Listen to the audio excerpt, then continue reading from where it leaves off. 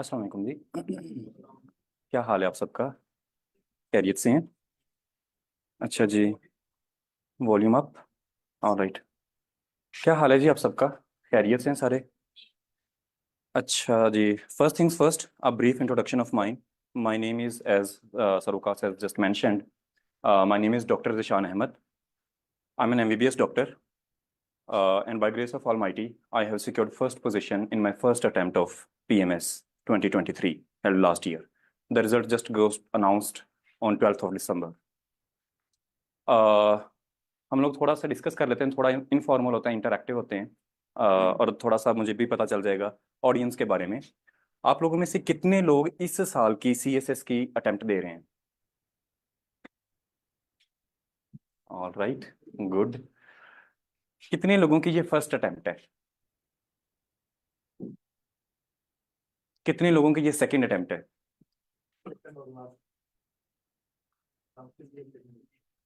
और कितने लोगों के ये थर्ड और लास्ट अटेम्प्ट है? और राइट, ठीक है जी।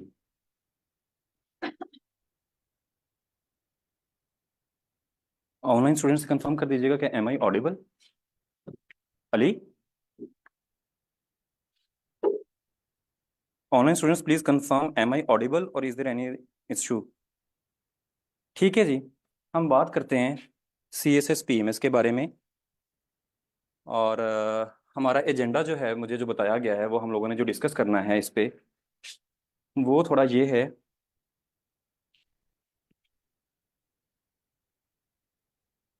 एक तो पेपर अटेम्प्टिंग टेक्निक्स के ऊपर हम लोगों ने मेनली बात करनी है, ठीक है। और सेकेंडली हम लोगों ने जो आज बात करनी है, पर्टिकुलरली इस टाइम पे, this is that time of the year again, जब बहुत से लोग ये सोच रहे होते हैं कि ये वाली अटेम्प्ट स्किप कर दी जाए। हम लोग उतना ज़्यादा तैयार नहीं हैं जितना एक मुकाबले के इम्तहान के कैंडिडेट को तैयार होना चाहिए। और इस साल स्किप करके अगले साल भरपूर तैयारी के साथ हम लोग इम्तहान में बैठेंगे। ऐसा ही है? कितने लोग इस वक्त इस फेज से गुजर रहे हैं या उनकी ये सोच है? How many of you? हर साल ही स्किप होती है। इसका ये सबसे बड़ा मसला है कि ये फिर हर साल स्किप होती जाती है। हमने जो बात करनी है जी आज,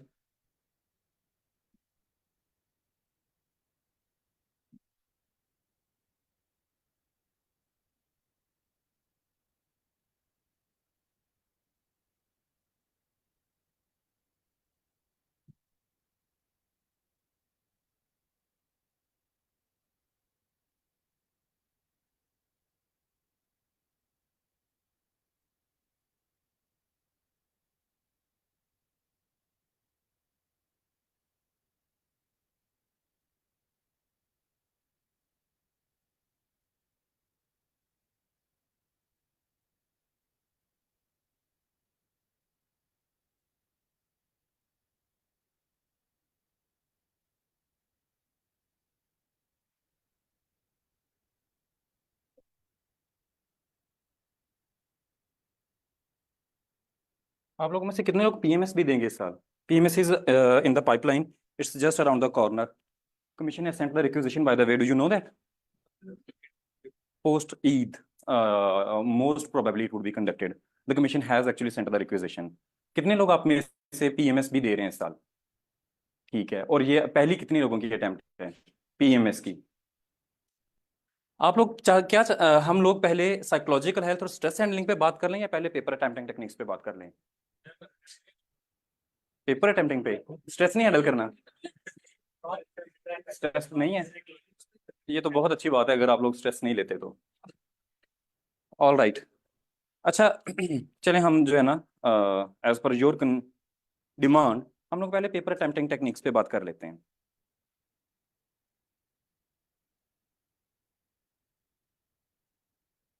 paper presentation. If there is only one key to success in these competitive exams, this is paper presentation. Nothing more, nothing less.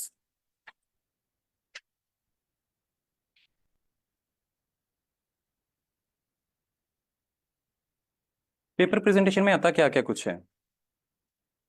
हम स्टार्ट लेते हैं, right from the very beginning, first day of exam. और हमें बाज़ का लगता है कि हम बहुत बच्चों वाली हरकतें करते हैं एग्जाम में।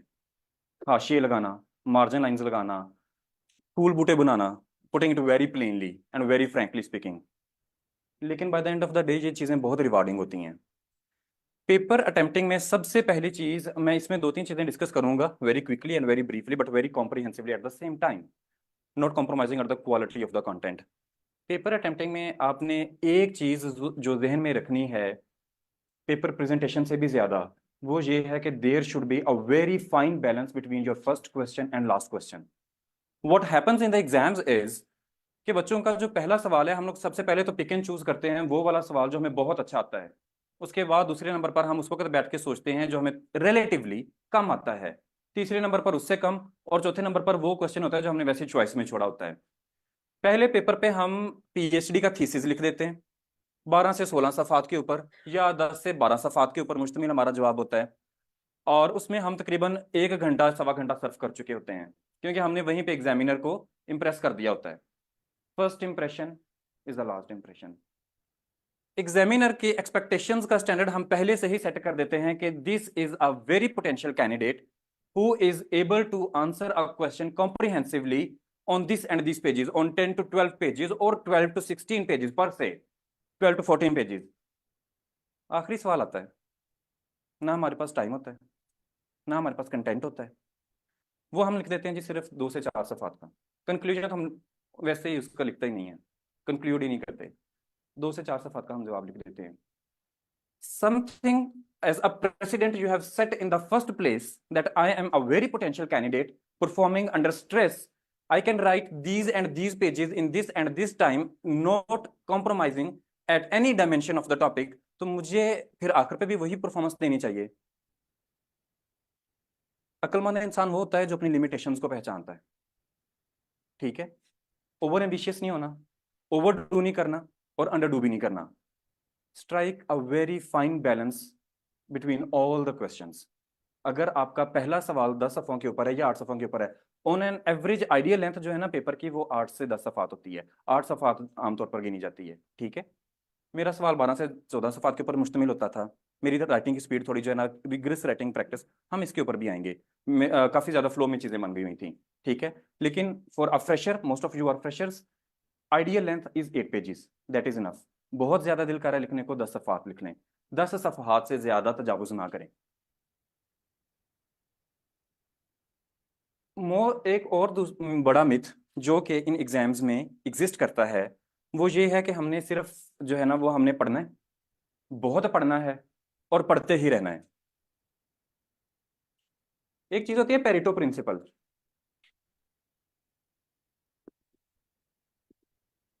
This is 80-20 formula actually.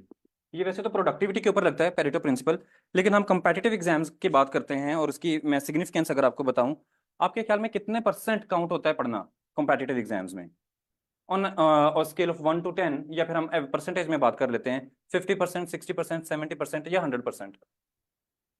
80%? How many 50? 80%? All right, sorry 70%। चलिए हम 70-30 कर लेते हैं। Competitive exams is all about writing. इसमें आपने 70% लिखना होता है, 30% पढ़ना होता है। ठीक है, जिन लोगों ने बहुत ज्यादा पढ़ा होता है ना, वो लोग आखिर पे अगर रिवीजन नहीं होती, एक दिन में 2 पेपर हो रहे होते हैं। ठीक है, पीएमएस के भी इस दफा हिस्टोरिकली पहली दफा ऐसे हुआ था कि पीएमएस के भी एक दिन में 2 पेपर हुए थे। ठीक है, और मई जून में आप में से कितने लोगों ने ये वाली अटेम्प्ट दी थी? How many of you have given this attempt, taken this attempt? All right. तो फिर आप लोग जानते होंगे कि इस दफा in historic first PMS was also conducted twice a day. ठीक है, एग्जाम्स उस दिन बहुत ज्यादा परेशान होते हैं। अगर चीजें रिवाइज नहीं हो रही होती तो उसका एक अलग से स्ट्रेस होता है कि मैंने पढ़ा तो हुआ है, लेकिन अब मैं सिर्फ इस वजह से पीछे रह जाऊंगा क्योंकि मैं रिवाइज नहीं कर पाया। और जब आपसे एक क्वेश्चन पूछ लिया जाता है तो उस वक्त फिर इस चीज का एक अलग से भी मसला होता है कि मैंने कितना लिखना है। बहुत से स्टूडेंट्स पूछ रहे होते हैं कि हमें कितना पढ़ना दरकार है। इसका एक बहुत सादा सा फॉर्मूला है कि आपने कितना पढ़ना है। This is one of the most frequently asked questions in competitive exams. Recently बहुत ज्यादा ये पूछा जा रहा है मुझसे, कि कितना पढ़ना चाहिए जी एक कैंडिडेट को। मैं इसका एक सादा सा जवाब देता हूँ। आप कोई एक क्वेश्चन उठाएं पास पेपर्स में से, 40 मिनट का टाइमर लगाएं। 40 मिनट जैसे ही घड़ी रिंग करना शुरू कर दे कि आपके 40 मिनट पूरे हो गए हैं, वहां पे आपने रुक जाना है। उन 40 मिनट में आपने जितना लिख लिया है ना, उतना आपको रिक्वायर्ड है। Nothing more, nothing less. आपने ज्यादा पढ़ा हुआ है, लेकिन अगर आप 40 मिनट में, 40 मिनट टाइम नहीं होता वैसे पेपर में, पीएमएस में तो बिल्कुल भी 40 मिनट टाइम नहीं होता। कुछ लोगों ने तो पीएमएस की अटेम्प्ट दी हुई है। जो दूसरे लोग हैं सीएसएस और PMS, contrary to the popular perception, PMS is more difficult than CSS. And I'm not saying because I have done it. Practically speaking, and I would prove it with the logical evidence कि ये PMS कैसे ज्यादा मुश्किल है। CSS में ऐसे कितनी देर का होता है? PMS में ऐसे कितनी देर का होता है? 1 घंटा आपका सीधा सीधा यहीं से माइनस हो जाता है। उस 1 घंटे का मतलब ये है कि आपने जो 10 टॉपिक्स में से राइट टॉपिक की राइट सिलेक्शन करनी थी, आपने उसका ब्रेनस्टॉर्मिंग करनी थी, आपने उसके ऊपर आउटलाइन सोचनी है, आपने इंप्रेसिव किस्म का इंट्रोडक्शन लिखना है, वो सारी चीजें अब कॉम्प्रोमाइज होती जा रही हैं। वर्ड काउंट भी कम है, लेकिन यह है कि वर्ड काउंट उनका भी कभी पूरा नहीं होता। I have seen people passing CSS essay with 1500 word. Do you think so that examiner really has this much time कि वो आपके वर्ड काउंट करता होगा किसने पूरा किया है? आपको पता है कि वो इंट्रोडक्शन से आगे पढ़ता भी नहीं है एट टाइम्स। और so that goes that way. ठीक है, obviously word count is less, but word count doesn't matter. I have scene, practically seen people जिन्होंने 1500 पास किया, सीएसएस कैसे भी पास किया हुआ है। All matters is your quality of argument. Essay is a great debate by the way. Unfortunately इसको बहुत ज्यादा मिथ्स के अंदर और मिस्ट्रीज के अंदर जो है ना वो रैप कर दिया गया है कि ये पता नहीं कोई आउट ऑफ द वर्ल्ड चीज है। अगर बहुत सादा अल्फाज में बात करें तो इट्स अ ग्रेट डिबेट, जिसमें कोई आपको एक स्टेटमेंट दे दी जाती है, आप दलाइल के साथ। ये एक चीज अहम है इसमें, ये नहीं कि कोई ड्राइंग रूम डिस्कशन नहीं हो रही होती।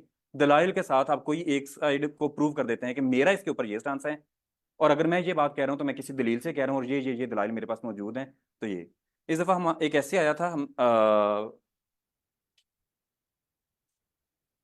Inflation in Pakistan, fiscal failure of the government, और is it part of global economic woes. ठीक है, आपका कोई भी स्टांस हो सकता है। आप इसको हुकूमत वक्त पे भी डाल सकते हैं, आप इसको ग्लोबल लेवल पे भी ले सकते हैं। लेकिन जो भी आपने बात करनी है, आपके पास दलील होनी चाहिए कि अगर मैं ये बात कर रहा हूँ तो मेरे पास ये एविडेंस मौजूद है। आप उसको जब कंक्लूड कर देते हैं इस पे, दैट इज एन ऐसे।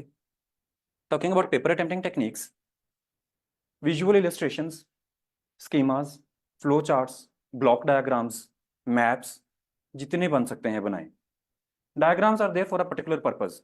अब इसे सब सुनने के बाद अब it has become talk of the town by the way, और हर बंदा ही अब डायग्राम्स बनाना शुरू हो गया है। एग्जामिनर इससे भी ऑफेंड होता है। Diagram should not be there for the sake of diagram.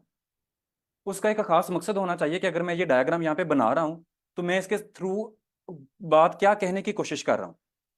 एक तो कॉम्प्रिहेंसिव लेबलिंग होनी चाहिए डायग्राम की। ये नहीं कि आप कोई भी क्वेश्चन कर रहे हैं और उसमें आपको पाकिस्तान का मैप आता है तो, और आपका दिल कर रहा है, और आपने सुना हुआ था सेमिनार में कि डॉक्टर साहब कह रहे थे कि मैप बनाना है तो मैप उधर बना दिया, आगे गए वहां पे कोई फ्लो चार्ट बना दिया। Diagram should serve a particular purpose. बनाएं और कॉम्प्रिहेंसिव लेबलिंग करें, और एग्जामिनर को ये जरूर बताएं कि मैं इस डायग्राम से ये बात क्या कहना चाह रहा हूँ। ठीक है, maximize your visual illustrations. Margin lines, खुशखती, हैंड राइटिंग बहुत ज्यादा मैटर करती है। और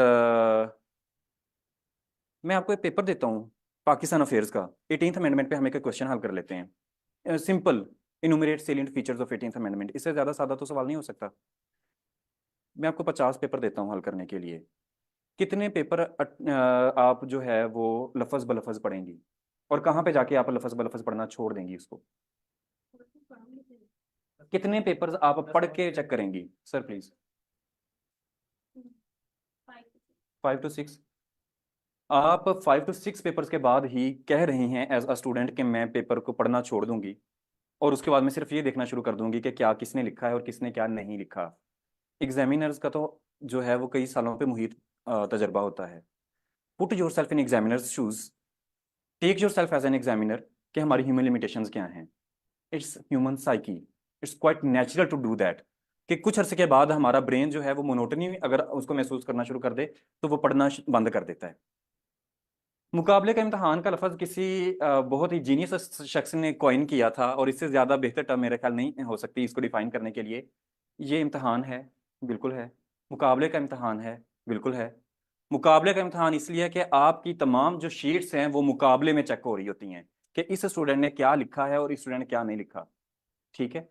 कोई ऐसी अचानक से अपीलिंग शीट आती है ना, तो वो एकदम से एग्जामिनर उसके ऊपर जो है ना वो अलर्ट हो जाता है कि this is the sheet and this is something which was lacking in all those copies which I have checked so far. ठीक है। अपने दोस्तों के कभी एक दो दफा पेपर देख लीजिएगा, और ये भी एक बहुत अच्छा तरीका होता है एक दूसरे से लर्न करने का। ठीक है। अपने आप को एग्जामिनर के तौर पे लें, देखिएगा कि उनकी शीट्स में कैसे क्या कमी है, और उसको मार्क कीजिएगा। फिर आपको पता चलेगा कि आपकी अपनी शीट कैसे चेक हो रही होती है। फिर आपको वहां से अपनी गलतियों का भी एहसास होगा कि ये वो एरियाज हैं, पोटेंशियल एरियाज हैं जिनके ऊपर हम काम कर सकते हैं। Time management. Time management is the single most important factor when it comes to paper attempting techniques. मैं आमतौर पर यह किया करता था कि जब पेपर आता था, क्वेश्चन पेपर आता था, मैं उसके आखिरी पेज पे जाया करता था। मैं उसके, अगर वो सीएसएस का है तो मैं उसके 4 डिब्बे बना लिया करता था, और अगर वो पीएमएस का है तो मैं उसके 4 डिब्बे और एक दूसरे पेज पे कोई भी एक शीट बना ली। यहाँ पे मैं लिख लिया करता था कि मैंने कौन, पहले ही मैं शॉर्ट लिस्ट कर लिया करता था कि मैंने कौन कौन से क्वेश्चन सॉल्व करने हैं। क्वेश्चन लिख लिया, क्वेश्चन नंबर यहाँ पे लिख लिया, ये लिख लिया, ये लिख लिया। यहाँ पे अब मैं ना उसकी ब्रीफ सी, वेरी ब्रीफ आउटलाइन बना लिया करता था यहाँ पे कि मैंने ये पॉइंट्स डिस्कस करने हैं। होता ये है, जब हम पेपर क्वेश्चन पेपर पढ़ते हैं, पहला एक सवाल हमने पढ़ा कि मैंने 18th अमेंडमेंट पे सवाल करना है, मैंने उसके ऊपर लिखना शुरू कर दिया। अब आपका जहन साइकोलॉजिकली स्पीकिंग मुकम्मल तौर पर उसकी तमाम तवज्जो मरकूज है 18th अमेंडमेंट के ऊपर। वो कॉन्स्टिट्यूशन भी छान रहा होगा, वो हामिद खान भी छान रहा होगा, वो दुनिया जहान के हर एक वो चीज जो आज तक 18वीं तरमीम पे लिखी जा चुकी है वो उसमें अच्छे तरीके से इंडल्ज हो चुका होगा। जब आप दूसरे सवाल पे आते हैं, आपके जहन को उससे थोड़ा ब्रेक लेने में टाइम लगता है। अभी आपने फिर उस वक्त सोचते हैं कि अच्छा अब में से इनमें से मैंने कौन सा सवाल करना है, और फिर उसमें लिखना क्या है। हम बगैर किसी प्लानिंग के वो लिखना शुरू कर देते हैं, उसमें टाइम और गुजर चुका होता है। दूसरा सवाल करने के बाद हम आते हैं कि अब मैंने तीसरा सवाल कौन सा करना है, मैं हम फिर से शुरू से पढ़ना शुरू करते हैं कि सवाल क्या आए थे सवालनामे में। उसमें से पहले 2 मैंने क्रॉस कर दिए जो मैंने किए थे। अब मैं दोबारा चारों स्टेटमेंट्स पढ़ रहा हूँ कि क्या क्या करना था इसमें से, और उस वक्त मैं दोबारा से ब्रेनस्टॉर्म कर रहा हूँ कि अब मैंने क्या पढ़ना है इसमें। क्वेश्चन जो आपका ब्रेन है, it is still stuck for a certain period of time in the last question. चौथे सवाल पे की जब बारी आती है तो उस वक्त टाइम ही नहीं बचता। आखिरी पेज पे मैं जाता था, मैं पहले ही शॉर्टलिस्ट करता था कि मैंने ये क्वेश्चंस करने हैं, ये मैंने इस नंबर पे करने हैं, और उसकी ब्रीफ आउटलाइन, वेरी ब्रीफ। ठीक है, बिकॉज इतना टाइम नहीं होता, और ये आप, this is something which you are doing for yourself, to aid yourself. ठीक है, कि मेरे पास ये इसमें आर्ग्यूमेंट्स होंगे, मैंने ये इसमें हेडिंग, और मैं साथ साथ ना छोटा छोटा लिख लिया करता था कि अच्छा ये अगर हेडिंग है तो इसमें मैंने मैप बनाना है, यहाँ पे तो मेरे पास ये फलाना स्टैट्स मौजूद है, अगर ये है तो इसमें मेरे पास फलानी कोट्स है। होता क्या था, जब मैं फिर एक्चुअल शीट पे आता था पेपर की, उसमें ये होता था कि मैं यहाँ से पीछे से सिर्फ देखता था, क्लू लेता था कि अच्छा इसमें क्या क्या आर्ग्यूमेंट्स है मेरे पास। जब आप पेपर में जाते हैं सुबह फर्स्ट टाइम, आपका जहन उस वक्त फ्रेश होता है, when you are towards into the exam, आप उस वक्त फ्रेश होता है फर्स्ट टाइम। तो जो प्रोडक्टिविटी ब्रेन की फ्रेश उस वक्त है, वो 2 आवर्स इनटू द एग्जाम तो नहीं हो सकती। जो आइडियाज आपको इस वक्त आ रहे होते हैं वो उस वक्त तो नहीं आते। मैं साथ में स्टैट्स भी लिख लिया करता था कि, और ये नहीं कि पूरा का पूरा मैं छाप रहा होता था, सिर्फ अपने लिए क्लूज इकट्ठे कर रहा होता था। जब एक्चुअल क्वेश्चन अटेम्प्टिंग पे मैं आता था, उस वक्त मैं देखता था अच्छा ये इसमें चीज़ है, ये चीज़ है, मुझे बहुत ज़्यादा फिर ब्रेनस्टॉर्म नहीं करना पड़ता था। That is how I use to save time, that is how I use to comprehensively structure the question. मैं पहले ही एक आउटलाइन लिख रहा था, उस वक्त भी अगर कोई आइडियाज आ रहे हैं तो अच्छा वो उसको आप, दैट गोज दैट वे। इसके बाद हम बात कर लेते हैं जी, पेपर अटेम्प्टिंग टेक्निक्स समझ आ गई हैं। ठीक है, ओरिजिनल सोर्सेज से पढ़ें। अब वैसे पढ़ने का, जिन्होंने सीएसएस 24 की अटेम्प्ट देनी है, अब आपने कोई नई चीज इस वक्त नहीं पढ़नी। I take question answer questions at the end of this session. इस वक्त कोई नई चीज आपने नहीं पढ़नी। एक चीज आपने ये करनी है, पास पेपर्स लें अभी, still we have a month or so in the exam. ठीक है, 1 महीना तो हमारे पास है, अगर हम ये वाले 8 दिन निकाल भी दें। पढ़ना नहीं है आपने कुछ भी नया। ठीक है, पास पेपर उठाएं, टाइमर लगाएं, उस दिन पढ़ लें। जो आपके 1 pager notes, I hope your one pager notes are ready at this point in time. उस दिन पढ़ लें, रिवाइज करने के ये मैंने पढ़ लिया सारा, आज का टॉपिक तैयार कर लिया है। टाइमर लगाएं और शाम के वक्त 3 घंटे का टाइमर लगा के पेपर सॉल्व करना शुरू कर दें। जहां पे घड़ी 3 घंटे का रिंग बजा दे उस वक्त आपने वहां पे रुक जाना है।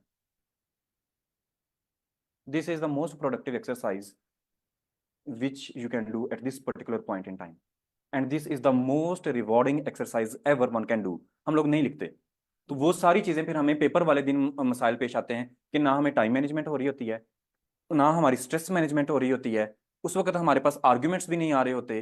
तो ये तमाम चीजें का प्रैक्टिकल सॉल्यूशन ये है कि लिखना शुरू कर दें। Start writing right now. Time लगा के लिखना शुरू करें और उससे अपने आप को एवेल्युएट करें कि आपकी किस हद तक तैयारी है, कौन कौन से वीक एरियाज आपके वहीं पे आइडेंटिफाई हो जाएंगे और कहाँ पे आप मजीद काम कर सकते हैं। Psychological health. I am N MBBS doctor. I was serving as a regular medical officer at district headquarters for last couple of years, and I have done it with a job. I was doing MOship side by side, and then I was preparing for my exams. ये जैसे हमने पहले बात की कि ये वो वक्त है जब हमारे जहन में दुनिया जहान की मनफी सोच अगर पहले जिंदगी में कभी भी नहीं आई तो इस वक्त वो लाजमी आएगी। इस वक्त हमें वो सारी चीजें याद आ रही होती हैं जो कभी किसी ने कुछ कहा था, तो वो इस वक्त याद आ रहा होता है कि अच्छा ये भी उसने कहा था। ठीक है। आखिर पे हम लोग पैनिक कर जाते हैं, स्ट्रेस आउट हो जाते हैं और हम कहते हैं कि ये हम अटेम्प्ट छोड़ देते हैं, अभी मैं इस काबिल नहीं हूँ, कि अभी मेरी तैयारी ऐसी नहीं है, तो मैं जो है ना वो अगले साल करूँगा।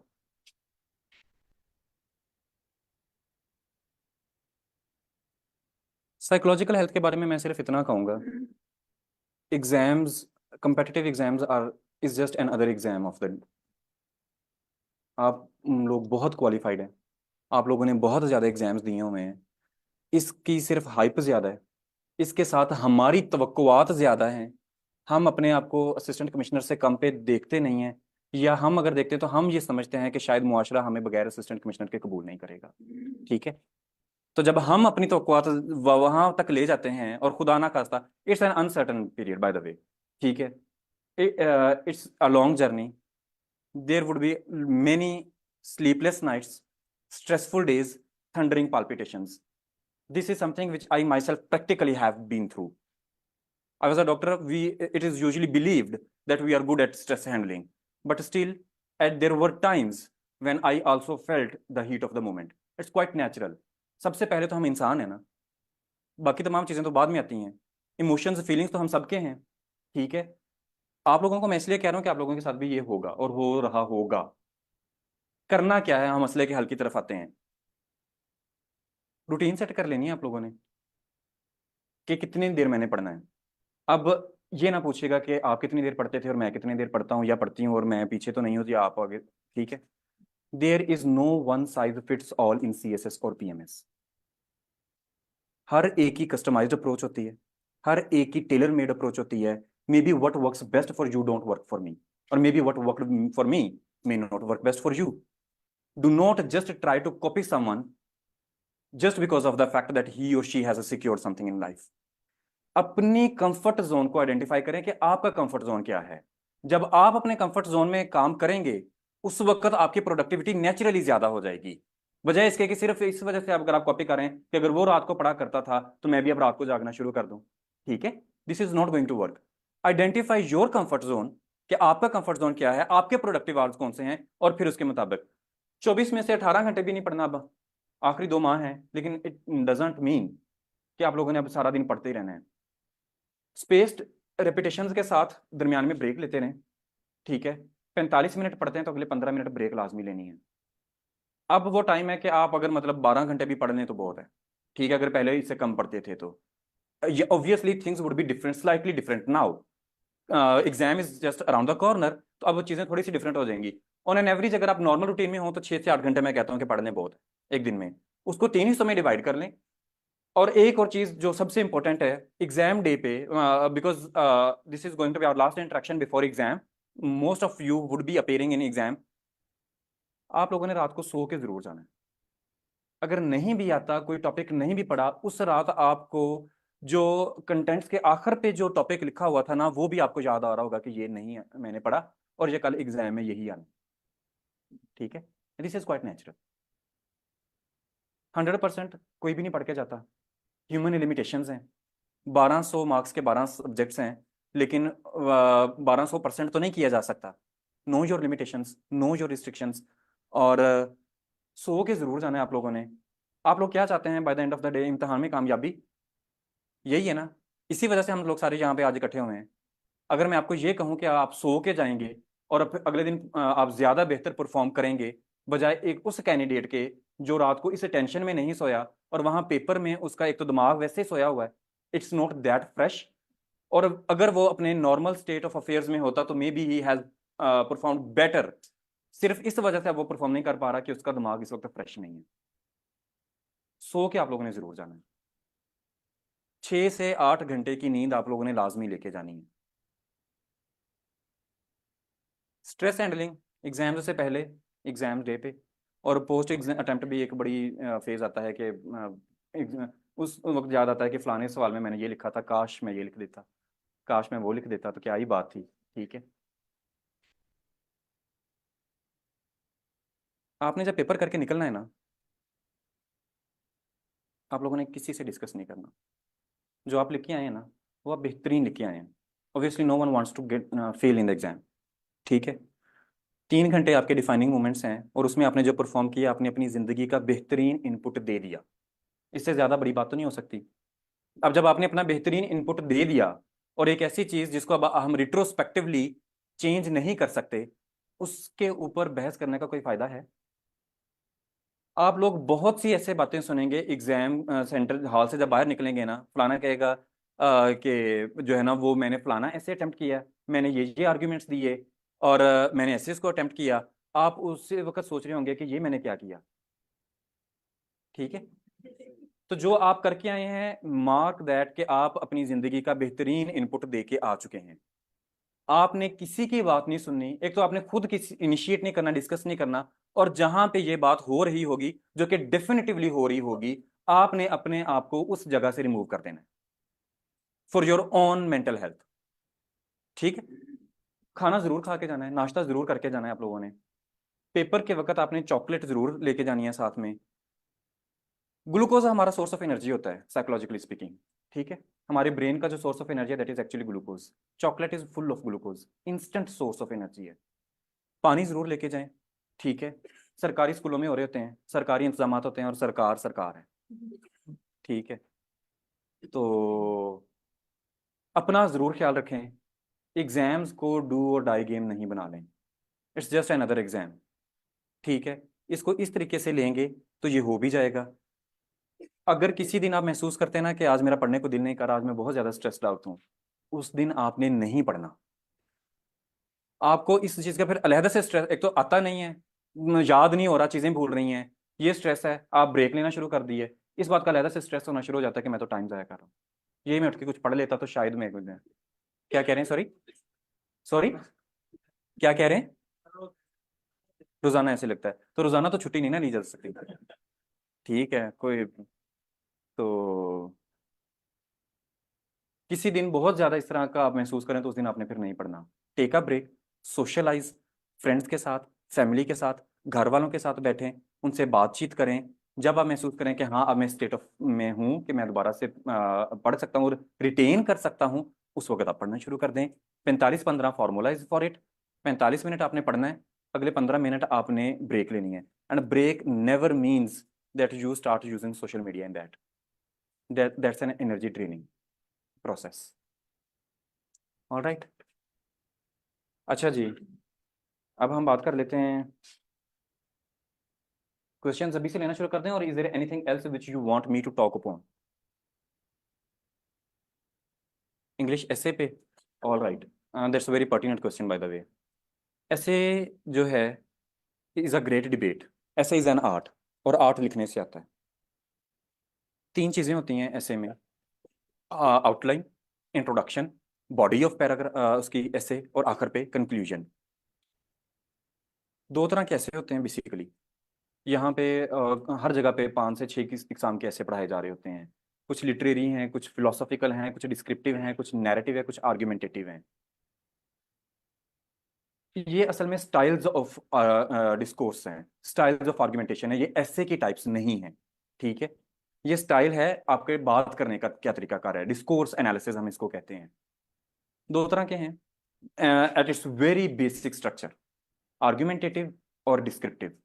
आर्ग्यूमेंटेटिव ही को दूसरा नाम परसुएसिव एसेस कहा जाता है। इस पे मैं थोड़ी सी डिटेल में बात करूंगा because the exam is just around the corner. और आप लोगों ने अभी देना से एक माह बाद आप लोगों ने अपना पहला पेपर एसे का कर रहे होना है। आर्ग्यूमेंटेटिव, इसी का दूसरा नाम परसुएसिव एसेस है। दूसरे नंबर पर आ जाता है डिस्क्रिप्टिव, इसी को हम एक्सपोजिटरी एसेस भी कहते हैं, इसी को हम नैरेटिव एसेस भी कहते हैं, इसी को हम लिटरेरी और फिलोसॉफिकल एसेस भी कहते हैं। आपको एक स्टेटमेंट दी जाती है, inflation in Pakistan, gross fiscal failure of the government और part of global economic woes, climate change a myth और reality, floods in Pakistan, gross mismanagement of the government और wrath of nature। आप, these are argumentative, you take a single side, what is your stance, it can be anything। आप government को भी criticise कर सकते हैं, आप पार्ट ऑफ ग्लोबल इकोनॉमिक वहां पे बात लेके जा सकते हैं, नेचर पे भी बात लेके जा सकते हैं, आप physical failure of the government कह सकते हैं। लेकिन एक बात आपने जरूर ध्यान में रखनी है कि आप जो भी बात कर रहे होंगे उसके लिए पीछे एक सब्सटेंशियल लॉजिकल एविडेंस जरूर मौजूद होना चाहिए। हवा में कोई बात नहीं होती। ठीक है, अगर मैं ये कह रहा हूं तो मेरे पास ये दलील मौजूद है इसको सब्सटेंशिएट करने के लिए, और I am justifying in saying that. ठीक है, then comes another type of essay which says the statement reads, boys will be boys, if life throws lemons at you, make a lemonade out of it, man is born free but everywhere he is in chains, violence is the last resort of the coward, narrative, expository, descriptive, philosophical, literary, गुलाब को जितने नाम देने में गुलाब ही रहता है। ठीक है, narration करनी है, टॉपिक को एक्सपैंड करना है आपने, और उसके ऊपर आपने पूरी बात लिखी है। Then comes the other great monster of the essay, that is thesis statement। how many of you have heard about it? Almost all of them. आधे लोगों ने तो अभी भी नहीं सुनी हुई, एग्जाम एक महीने बाद एग्जाम है। आर्गुमेंटेटिव एसेज में थीसिस स्टेटमेंट का मौजूद होना जरूरी है। थीसिस स्टेटमेंट इंतहाई सादा अल्फाज में is your stance, your take, your point of view on a given statement. if I believe that inflation in Pakistan is because of the gross fiscal failure of the government, this is my thesis statement. And if I believe that inflation in Pakistan is a part of global economic woes, that is my thesis statement. That is my stance, and I would prove it with logics. Thesis statement का मकसद ये होता है कि examiner को आपकी बात पढ़ के पता चल जाए कि आप साइड कौन सी ले रहे हैं। ठीक है, this is thesis statement. Argumentative essays में थीसिस स्टेटमेंट का होना जरूरी है क्योंकि वहीं से एग्जामिनर को पता चलेगा कि आप साइड कौन सी ले रहे हैं, what is your stance, what is your take on it. Descriptive essays में if life throws lemons at you, तो उसको थ्रो करने दें, आप उसको सब सेकंड कर सकते हैं, लेकिन अब इसी के ऊपर आपका मतलब ऐसा स्टांस क्या है आपका, you have to just open up the topic. आपने उसी बात को जो है वो मुख्तलिफ जावियों से करना है, मुख्तलिफ तरीकों से करना है और बात को कंक्लूड कर देना है। आउटलाइन बड़ी कॉम्प्रिहेंसिव किस्म की होनी चाहिए। कॉम्प्रिहेंसिव से मुराद ये है कि उसकी कोई डायमेंशन रह ना जाए। ठीक है, usually most of the times outline देख के ही एग्जामिनर को पता चल जाता है कि आगे क्या आने वाला है और कैंडिडेट को पास करना है या नहीं। मैं आपको एक पैराग्राफ देता हूँ लिखने के लिए, उसमें 8 से 10 ग्रामेटिकल एरर्स हैं और इंतहाई बेसिक किस्म के हैं। इज एम आर, ठीक है, शी आर गोइंग, अपोस्ट्रोफी का इस्तेमाल नहीं पता। आपकी उस एक कैंडिडेट के मुतालिक क्या असेसमेंट होगी? उसने आगे जाके आप उसको पास करेंगे। जो ये कहा जाता है कि इंट्रोडक्शन ही पढ़ता है और आगे तो मेरा पेपर ही नहीं इसने पढ़ा, क्या पता मैंने आगे बहुत ही तीर मारा हो, तो इंट्रोडक्शन से कौन होता है वो मुझे जज करने वाला। अगर आपका पहला इंप्रेशन ही मतलब अगर इंतहाई बेसिक चीज़ें हमारी नहीं ठीक, तो आप खुद आप एज अ स्टूडेंट उसके ऊपर टाइम आप आगे आप कह रही थी कि नहीं पढ़ेंगी। हम एज अ स्टूडेंट उसके ऊपर टाइम नहीं वेस्ट करेंगे, तो एग्जामिनर तो फिर एग्जामिनर है, is being paid for it. ठीक है। और बाय द वे, आपके सामने एक पैरा लिखा हो ना, तो आपको पैरा पढ़ के ही पता चल जाता है कि ये किस पोटेंशियल का कैंडिडेट है। ठीक, साइकोलॉजिकली स्पीकिंग। अब इसका क्या मतलब है कि 100% ही हमारा ठीक होना चाहिए? That is also not possible humanly. There is always room for improvement, और एग्जामिनर भी इस बात का रूम देता है। ठीक है, 2 से 4 गलतियां हो जाए कोई मसला नहीं है, बहुत बेसिक किस्म की ना हो, इज एम आर वाली गलती ना हो, लफज का सही इस्तेमाल नहीं है, उसकी प्लेसिंग ठीक नहीं है, या वो सब्जेक्ट वर्ब अग्रीमेंट एक होता है, अगर वो नहीं है, 1-2 दफा हो जाए कोई मसला नहीं है, एक पैरा में 1-2 दफा हो जाए तो कोई मसला नहीं है। ठीक है। इंट्रोडक्शन के बारे में ये कहा जाता है कि आपने अपनी जिंदगी में जो सबसे खूबसूरत तहरीर अब तक कभी लिखी है ना, तो वो आपका इंट्रोडक्शन होना चाहिए। Body of paragraph, body of ऐसे पैराग्राफ पे मुश्तमिल होती है। एक पैराग्राफ में सिर्फ एक पॉइंट होता है, एक से ज्यादा पॉइंट आप डिस्कस एक पैरा में नहीं करते। कंक्लूजन नहीं लिखा, आमतौर पे स्टूडेंट्स का हमेशा छूट जाता है। कॉम्प्रोमाइज तो हमेशा ही होता है, अक्सर लोगों का छूट जाता है। कंक्लूजन आप सारी जब डिबेट कर देते हैं, लेकिन जब तक आप उसको कंक्लूड नहीं करते कि मेरा असल में बात मैंने कही क्या है, तो क्या वो एक प्रॉपर एंडिंग होती है किसी चीज की? कंक्लूजन बड़ा डिफिनेटिव किस्म का होना चाहिए। डिफिनेटिव कंक्लूजन से मुराद ये है कि आपने सब्सटेंशिएट करना है, दोबारा रेफर बैक करना है अपनी थीसिस स्टेटमेंट को, और आपने उसको बताना है कि अगर मैंने ये साइड ली है, तो ये इन दलाइल की रोशनी में मैंने इसको साबित कर दिया है कि इसका ये कंक्लूजन है, and I am justified in saying that and concluding that I have this particular stance on a statement. ठीक है, clear? Any other thing which you want me to talk upon? The role of command words and keywords in a question. These are very important. These are very important. We do not, हम कभी paper ही नहीं पढ़ते, हम इतनी जल्दी में होता है कि हम पेपर ही नहीं पढ़ते।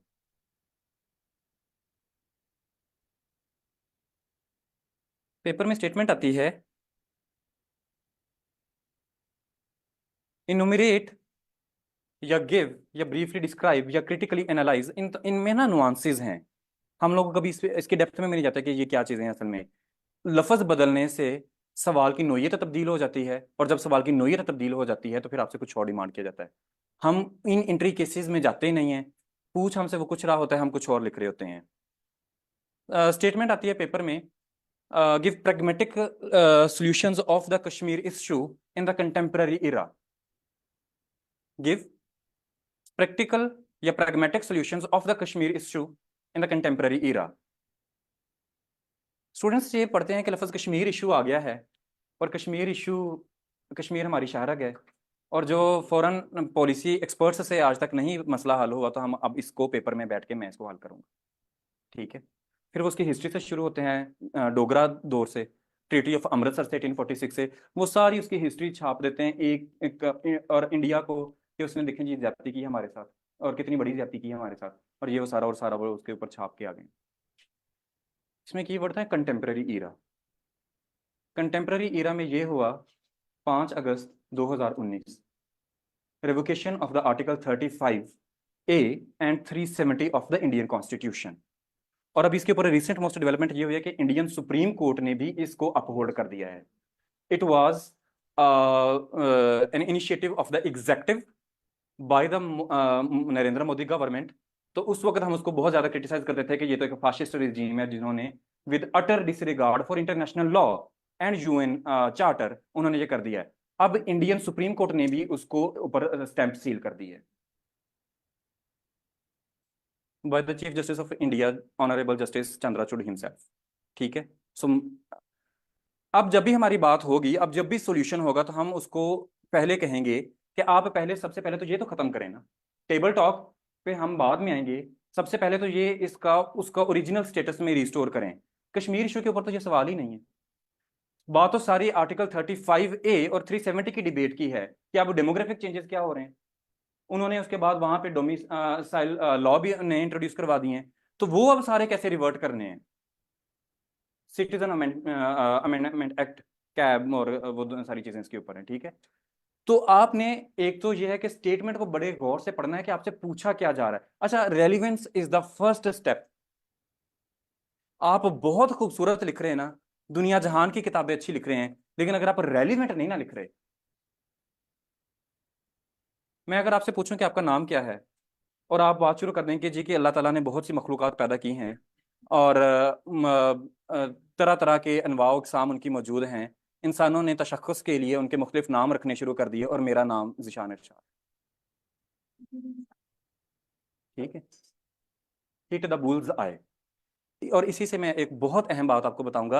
इंट्रोडक्शन में आमतौर पर यह समझा जाता है कि ये जो है ना, जितनी भी हिस्ट्री है उसकी क्रोनोलॉजिकल टाइम लाइन है किसी भी इंट्रोडक्शन में, वो हम वो चीज़ लिखते हैं। कितने परसेंट लोग ये लिख रहे होते हैं अभी इस वक्त, ये इंट्रोडक्शन लिखने का स्टाइल है? बाकी इंट्रोडक्शन ही नहीं लिख रहे होते। Introduction is the executive summary of your whole question. जो चीज़ सारी बाद में डिबेट आनी है ना, आप इंट्रोडक्शन में उसको समराइज करके लिखते हैं। और आप उसमें even at times it is said that an introduction also contains a thesis statement, though this is something very particular about English essay. However, introduction में भी thesis statement again dissecting it, वो है क्या, वो आपका स्टांस है।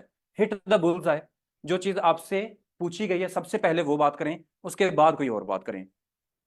Authorities जो हैं उनको कोट करें, लेकिन उनको भी कोट करने का एक प्रॉपर तरीकाकार मौजूद है।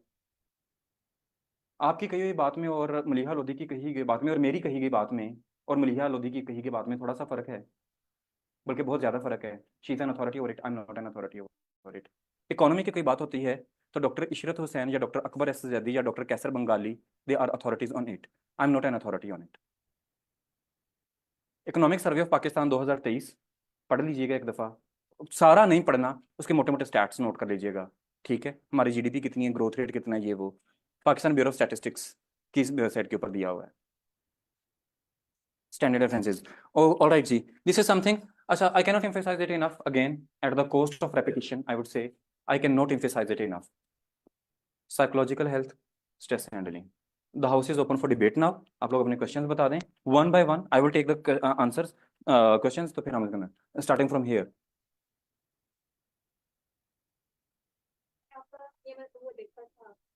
DMC, I have scored highest marks in Urdu, 85 marks in Urdu. These are the highest marks in DMS Urdu. Urdu के मजमून में ये है, उसमें सबसे बड़ा मसला ये पेश आ रहा होता है कि हमारे पास ज़ख़ीरा अल्फाज की किल्लत होती है। First things first. दूसरा ये खुशखती। उर्दू का पेपर और पंजाबी का पेपर बगैर खुशखती के कभी भी एक्सेप्टेबल नहीं होता। मैं आपको एक पेपर दूं, उसमें एक जो है बच्चे ने खुशखत करके लिखा हुआ है, कट वाले मार्कर के साथ लिखा हुआ है। एक पेपर आपके सामने आता है जिसमें उसने सिर्फ जो है ना एक ही कलर का इस्तेमाल किया हुआ है, और उसकी राइटिंग जो है वो लेजिबल भी नहीं है। आप किसको ज्यादा नंबर देंगे? That is human psyche.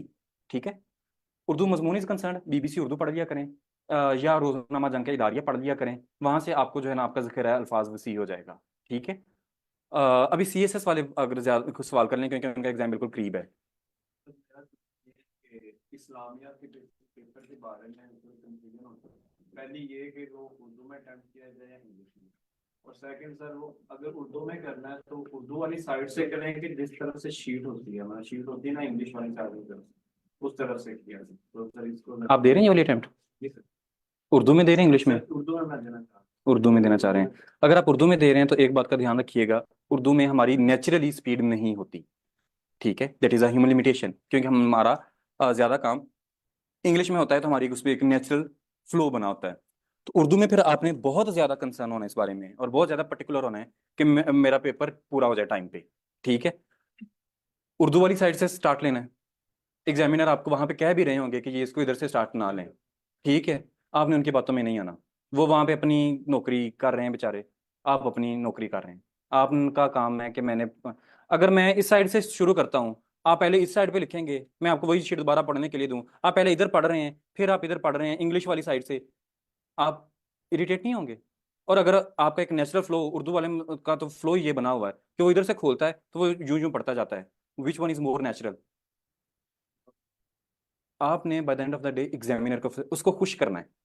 Examiner खुश हो गया तो वो आपको भी खुश कर देगा। और सवाल कर सकते हैं? Montgomery Watt, Karen Armstrong. हूँ। ये के पेपर में कि आयत के साथ उसका रेफरेंस पिक्चर वर्ड्स भी तोड़ नहीं, that is something which is not required. Emphasize करते हैं, लेकिन क्या हम वो सारी आयात के रेफरेंसेस याद कर सकते हैं 12 दूसरे मजमूनों के साथ? तो जब हम उसको कर नहीं सकते तो उसका फिर उसके बारे में सोचने, लेकिन एक बात जरूर है, अरबी की आयत लिखना लाजमी है। उर्दू ट्रांसलेशन या English translation can never be a substitute to original Quranic आयत। ठीक है, स्टूडेंट्स को वो याद नहीं होती, वो उर्दू तर्जमे लिख रहे होते हैं या इंग्लिश तर्जमे लिख रहे होते हैं, that can never be a substitute. इसी वजह से इस्लामियात में कम नंबर कम आते हैं। जब आप इस्लाम की बात करें और इस्लामियात की बात करें, तो आप जो उसके ऊपर अथॉरिटी है, डेफिनेटली उसकी बात करेंगे, और वो जिस जुबान में बात करते हैं उस जुबान में बात करेंगे। I use to remember a lot of Quranic versus.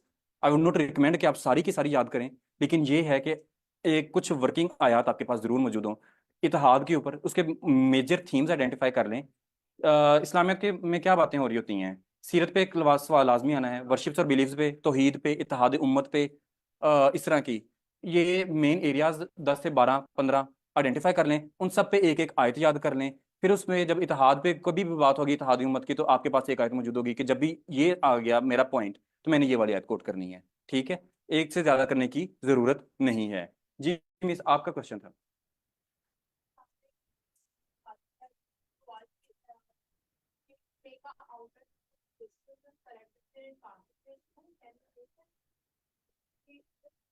उसमें भी कुछ लोग रिकमेंड करते हैं, वो भी रिकमेंड कि आपके इतने अच्छे मार्क्स आए हैं सीएसएस में भी, और सब बता रहे थे आपके मार्क्स अच्छे से हो सीएमएस में, तो उसके लिए मैं थोड़ा बता रही थी कि आप I scored 850 marks in the written of the PMS, and I have heard that these are the highest ever marks so far in the history of PMS.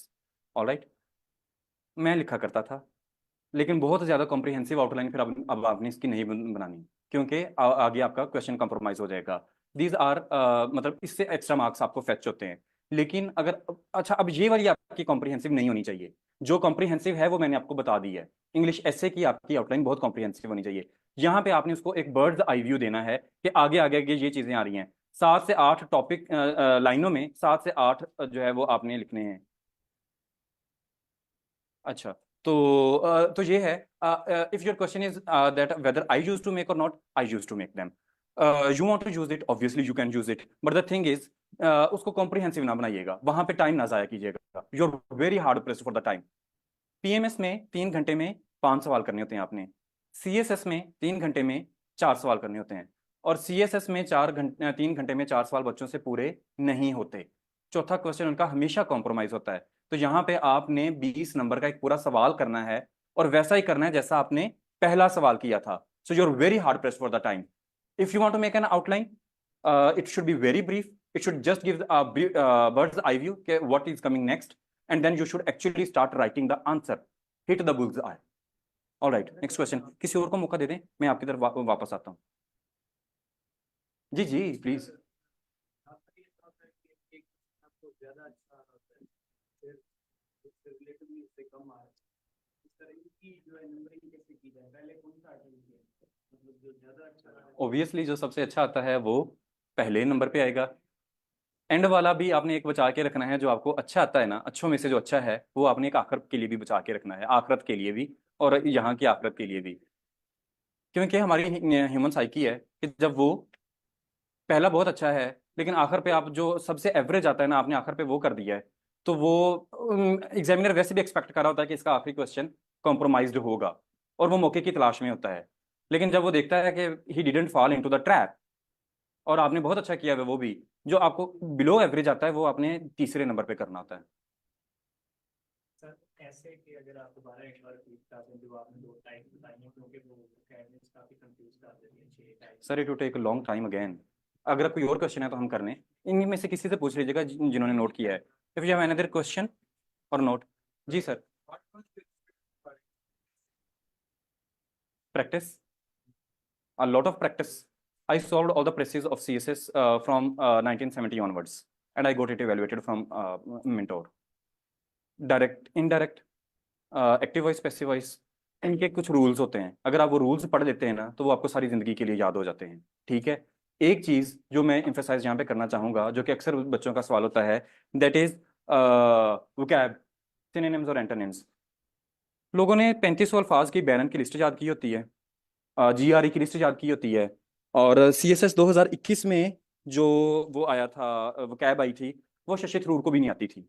उसने अपना एक थिसॉरस लिखा हुआ है थ्रूसरोस के नाम से, तो उन्होंने उसको टैग किया तो उसको भी नहीं आते थे आधे अल्फाज। ठीक है, आप 4000 अल्फाज का जखीरा अपनी मेंटल एफर्ट के साथ और टाइम कंज्यूम करके याद कर लेते हैं, इस बात की क्या गारंटी है कि वही आती हैं पेपर में या नहीं? एक जो मेच्योर कैंडिडेट होता है ना, जो सीरियस कैंडिडेट होता है CSS PMS का, उसकी वोकेबलरी इतनी को होती है कि वो 10 MCQs सॉल्व कर सकता है, वो उसी में से आ रहे होते हैं। और अगर कोई मुश्किल आ गया तो वो सबके लिए मुश्किल है। और 4000 या 5000 कितने, first of all there is no limit to it, और दूसरा ये कि it demands a lot of effort on your part. So जो चीज, I for one believe I didn't cram them, ठीक है, कि उस पे टाइम मैं जाया करने की इतनी देर, जो कि मुझे तीसरे दिन पता है कि मुझे भूलनी है, तो मैं वही टाइम अपना प्रेसी पे क्यों ना करूं, जो कि एक आर्ट है, जो मैं जितनी ज्यादा करूंगा वो उतनी ज्यादा रिफाइन होती जाएगी। और पेपर में सबसे पहले वो चेक भी आपकी प्रेसी करता है, जिसको प्रेसी नहीं ना आती, क्योंकि आगे आके अपनी प्रेसिंग करनी होती है सारी, ठीक है, नोटिंग करनी होती है और प्रेसी करनी होती है, आपने जो सुपीरियर्स को रिपोर्ट करना होता है, दैट इज क्रक्स। तो अगेन ये आपकी असल में क्रिएटिव स्किल्स चेक की जा रही होती हैं, इंग्लिश ऐसे के थ्रू भी और प्रेसी के थ्रू भी, ठीक है। तो ये है, जो चीज़ें करने वाली हैं वो आपने ज़रूर करनी है, लेकिन जो चीज़ नहीं करने वाली वो मैं कहूँगा कि मेरा नहीं ख्याल, this is my personal opinion, कि उसके ऊपर इतनी एफर्ट करनी चाहिए।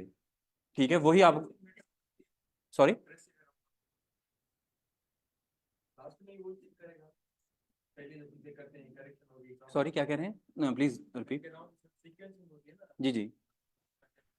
आपने कहा कि वो पहले प्रेसिड दिखता है, तो अगर पहले हम दूसरी चीजें करते हैं तो वो सही नहीं है, या लिमिट करता है करेक्शन नहीं होगा। देखें, चेक तो वो सारा ही करेगा, जो आपने लिख दिया है उसको चेक तो करना पड़ेगा एक दफ़ा।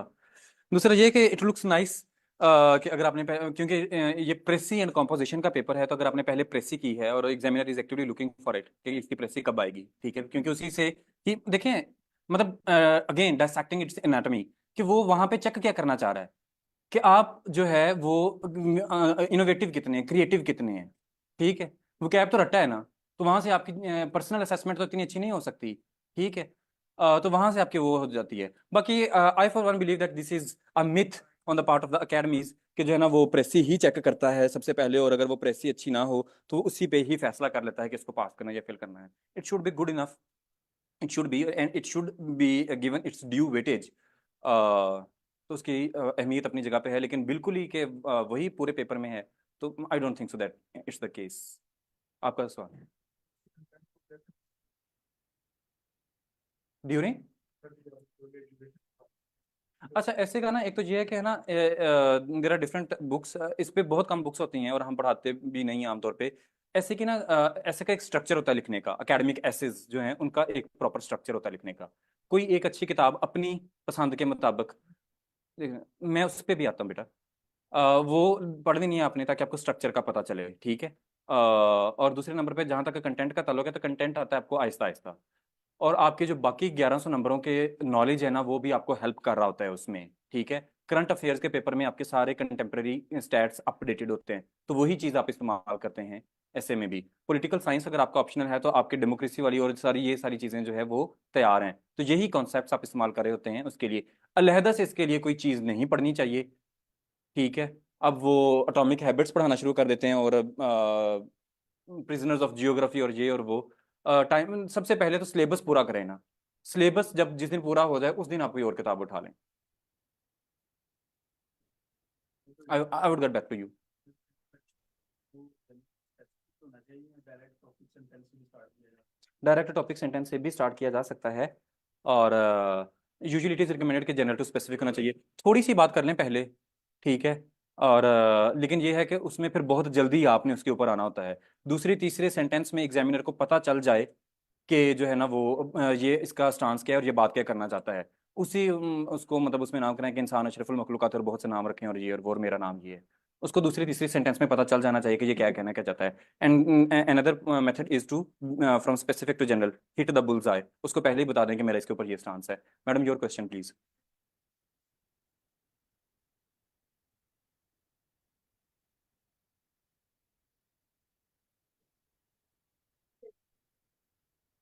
It varies from person to person, some are good at making phrases and some are good at making sentences. Usually it is recommended that it should be in self explanatory phrases. ठीक है, अगर आप phrases बनाती हैं या sentences बनाती हैं, मुझे पहले ये बताएं, आप ज्यादा कंफर्टेबल किस में हैं? 19-20 जी?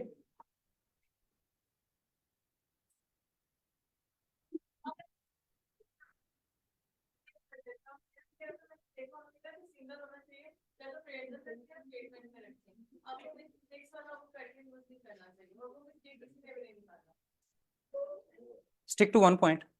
If you are comfortable, first of all identify your comfort zone. आप किस में कंफर्टेबल हैं?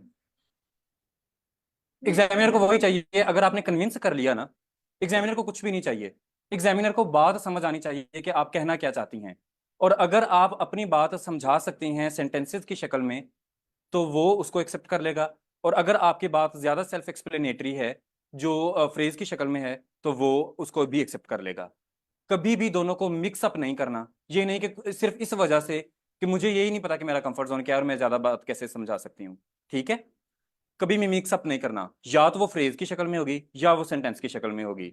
सेंटेंसेस में यूजुअली आमतौर पर लोग ज्यादा कंफर्टेबल होते हैं क्योंकि वो ज्यादा सेल्फ एक्सप्लेनेटरी होते हैं और बात फौरी समझ आ जाता है कि मैं कहना क्या चाहता हूँ। फ्रेजेस की शक्ल में यूजुअली ऐसे नहीं होता। But if you are good at making phrases और आप उस तरीके से बात समझा सकते हैं एग्जामिनर को, तो that is good enough.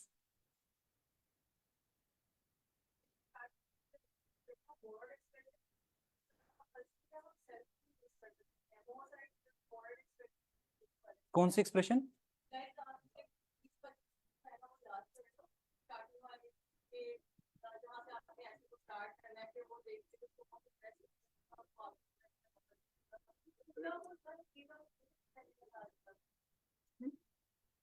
Bertrand Russell?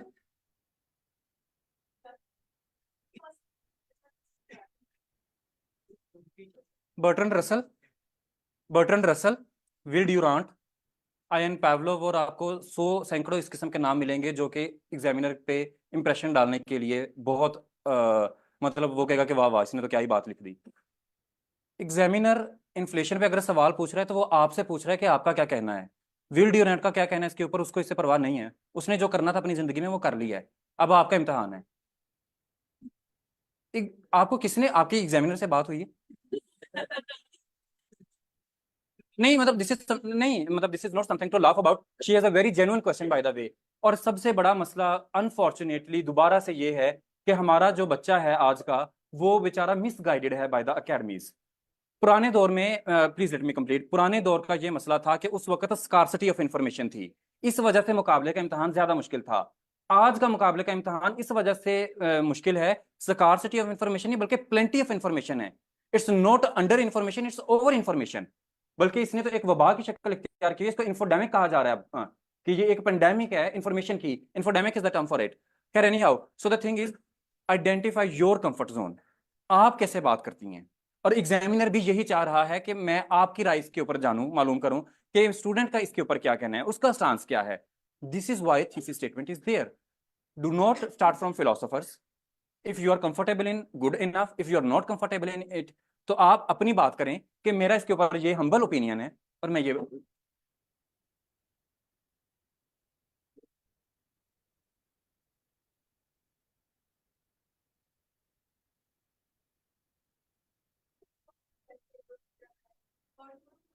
Link ना भी करा हो ना तो हम जबरदस्ती लिंक भी करवा लेते होते हैं। We put words into their mouth, in the mouths of Bertrand Russell even. There are many people out there, many students, I know many of them, जो कि उनकी ऑटो ओरिजिनल नहीं होती, लेकिन सिर्फ उसका नाम इस्तेमाल करने के लिए वो जो है ना वो बात वो कर देते हैं। ठीक है, तो but again concluding it, it is something which is asked by you. The examiner wants your opinion.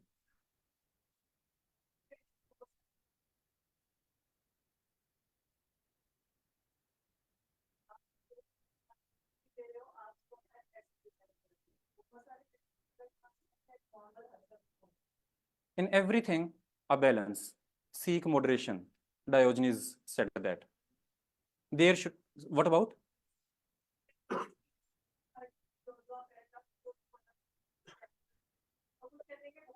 I have got your question, by the way. I know where is it coming from, and this is one of the most FAQs of CSSPMS, and your concerns are genuine. I totally second them. Now, please let me respond to that. The thing is, आपने एक certain fine balance strike करना है. ऐसे academic एसे में और research report में फर्क होता है, थीसिस में और एसे में फर्क होता है. अगर आप बहुत ज्यादा ओवरडू कर देंगे स्टैट्स के साथ, फैक्ट्स एंड फिगर्स के साथ, तो वो एक रिसर्च रिपोर्ट तो बहुत अच्छी हो जाएगी, लेकिन वो एक एकेडमिक ऐसे नहीं रहेगा. और ह्यूमनली पॉसिबल भी नहीं है इतने ज्यादा स्टैट्स को याद करना. और क्या आप, because it's a very unpredictable exam, you never know कि कहाँ से आएगा ऐसे. ठीक है, तो ह्यूमनली पॉसिबल ही नहीं है कि आप सारे के सारे वो याद भी हों. कहीं पे आप स्टैट्स दे लें, कहीं पे आप किसी को कोट कर दें, कहीं पे आप दुनिया का बेस्ट मॉडल, एजुकेशन है तो फिनलैंड की एग्जांपल दे दें, हेल्थ है तो यूके का मॉडल. ठीक है, हर एक पैरा में कोशिश करनी चाहिए कि आपके पास कोई ना कोई आर्ग्यूमेंट हो. Argument can be anything, it can be a stat, it can be a quote, it can be an international best model, और इट कैन बी एनीथिंग. ठीक है, तो इस तरह एक तो वेराइटी आएगी आपके आंसर में, और दूसरा ये कि आप इन कदगनों से आजाद हो जाएंगे कि मैंने इसमें स्टैट्स से कोट करने हैं, तो मुझे अब इसके लिए बहुत ज्यादा याद करना पड़ेगा, विच is not humanly possible. Your question please sir.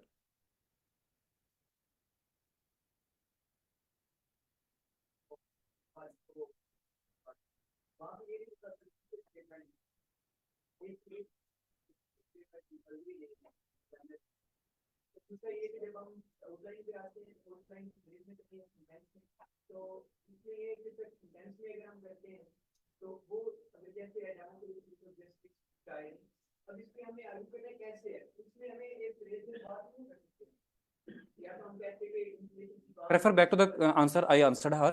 The first part of your question is this is not something which is demanded by the examiner.